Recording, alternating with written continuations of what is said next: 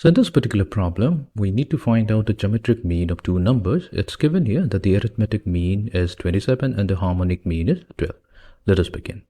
So here, let's note down whatever we are being provided with. We are given the arithmetic mean, that's 27, and the harmonic mean, that's 12.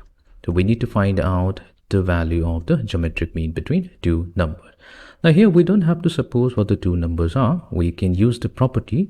We know the property is that g squared will be equals to AH. This means that A, G and H, these three means are in geometric progression. So that is true.